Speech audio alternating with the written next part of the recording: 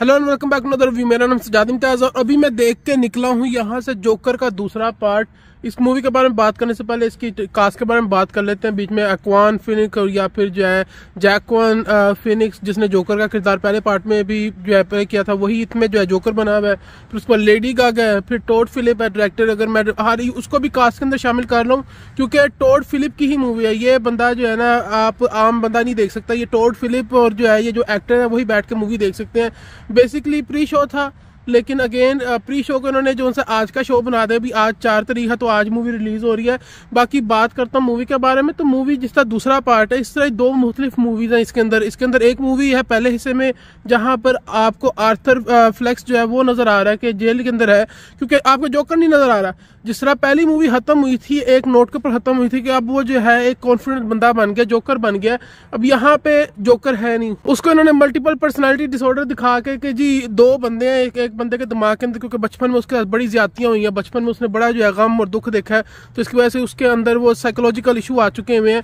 और इन्होंने वही साइकोलॉजिकल इशू जो है हम इनके ऑडियंस के दिमाग में डालने की कोशिश की है बेसिकली, कि 2 घंटे बिठा के टॉर्चर किया। म्यूजिकल है ये मूवी, लेकिन म्यूजिकल के नाम पे धब्बा है। आप ठीक है, यानी कि अगर सेट डिजाइन की बात करें, लाइटिंग की वगैरह की, यानी कि उस चीज़ों की बात करें तो जो है काफ़ी अच्छा आपको लगता है। शुरू में इवन मूवी स्टार्टिंग में काफ़ी अच्छी लगती है कि आपको पूरा एक प्रॉपर एक लुक दिया जाता है उसकी दुनिया के अंदर, जहाँ पे वो जेल के अंदर है, जेल के अंदर कैदी है। तो आपको लगता है कि शायद जोकर अभी जेल के अंदर कोई रिवोल्ट करे, कुछ ऐसा काम होगा, लेकिन नहीं।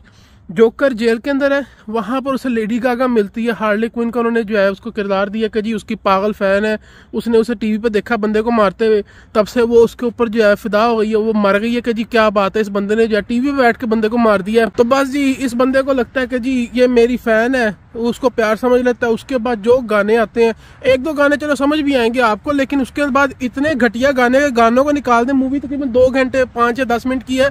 मुझे तो जो सा सीधी सी बात है टॉर्चर लगी है मूवी, क्योंकि अगर गाने निकाल दें मूवी मेरे ख्याल से घंटे की बचती और वही मूवी देखने वाली है। उसके अलावा मूवी को देखने का कुछ नहीं है।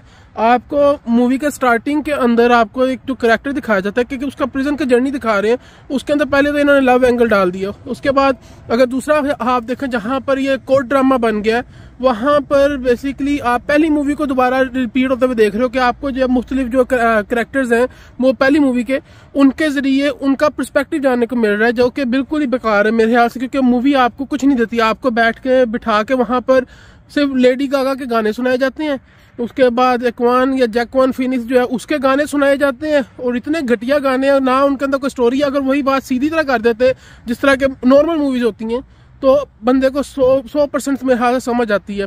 तो इस मूवी को तो डेफिनेटली मेरे ख्याल से, अगर जिस तरह उन्होंने दिखाया कि वो पागलखाने काइंड ऑफ जेल के अंदर है, तो अगर इस मूवी को जो है जेल में या पागलखाने में दिखाया जाए तो मैं कहता हूँ कि जो मुजरिम है या फिर जो पागल है वो सही हो जाएंगे। वो लोग जो है तौबा कर लें कि आज के बाद कभी कोई क्राइम नहीं करना, आज के बाद कोई पागलों वाली हरकत नहीं करनी, अगर ये हाल होता है। क्योंकि अगेन आप जो है शुरू में थोड़ा सा रिलेट करते हो जोकर से, ठीक है उसका बुरा हुआ, उसका मसला है, वो आगे पीछे जा रहा है अपनी यानी कि दिमाग के तौर के ऊपर, कभी वो जो है आर्थर फ्लेक्स बन रहा है, कभी वो जोकर की तरह सोच रहा है, लेकिन एक पॉइंट के बाद इरिटेटिंग हो जाता है। एक पॉइंट के बाद मूवी आपसे झेली नहीं जाती है, आप कहते हो किसों का खत्म होगी। मैंने इसी वजह से सिर्फ ये मूवी देखी है कि शायद जो है मूवी एंड पे जाकर कोई सेंस बना, क्योंकि कई बार ही होता है कि मूवी जो है शुरू में बिल्ड होने में टाइम लेती है, कई मूवी होती है स्लो, लेकिन ये मूवी शुरू के अंदर अच्छी थी, शुरू में सेंस बना रही थी, लेकिन जिस तरह आगे बढ़ी गई है टॉर्चर, सिर्फ और सिर्फ टॉर्चर। तो मुझे तो ये लग रहा है कि आधी रात को भी देख के निकलो। अगेन सारा जो है खाली हो चुका पार्किंग लॉट, क्योंकि सारे लोग अपना सर खपा के यहाँ से निकल चुके हैं। रात का इस वक्त 1 बज चुका है। मैं देख के निकला और अपना दिमाग खराब करके निकला अंदर से। जो इन्होंने गाना यानी कि सुना के दिमाग खराब किया, अगर मैं गालियां निकाल सकूं इसके ऊपर तो ऐसी जो सी ना तबीयत से गंदी गंदी गालियां दूं इस मूवी को, कि जो है इन्होंने मेरा टाइम ज़ाया किया। 2 घंटे मेरी जिंदगी के इन्होंने खराब कर दिए इस मूवी ने। बंदा देखने कुछ आता है और इन्होंने आके जो है ये दिखाया बस। तो बस यही है मेरा रिव्यू। मेरे ख्याल से तो मूवी एकदम घटिया है। आप यही है कि ये एक तरह ने मनी मेकिंग जो है इसको मशीन बना ली है मूवी को। पहली मूवी जो है आउट ऑफ ब्लू हिट हुई थी, $1 बिलियन से आई थिंक ऊपर इन्होंने जो है उस टाइम पे कमाया था, तो उन्होंने कहा चलो लगे हाथ अभी जो है वो कहते हैं ना सोने के अंडे देने वाली मुर्गी है, तो इसको जो है शायद और अंडे जो है निकाल सके इसके अंदर से।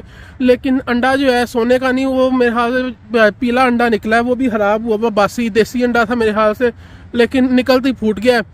तो मुर्गी भी इन्होंने मार दी है। मूवी इतना इन्होंने घटिया काम किया इस मूवी के अंदर। आपको जो है चलो एक्टिंग का भी अगर साइड पे रखें, कुछ है ही नहीं मूवी के अंदर, कोई स्टोरी नहीं है। आपको बस बैठ के आप बस स्क्रीन के देख रहे हो, कह रहे हो कि क्या हुआ, क्यों बैठा हूँ मैं यहाँ पे। तो मेरे ख्याल से मूवी को पूरा अवॉइड करना चाहिए। मैं स्पॉइल करना चाहूँगा लेकिन इस मूवी की इतनी है ही नहीं कि इसको स्पॉइल भी किया जा सके।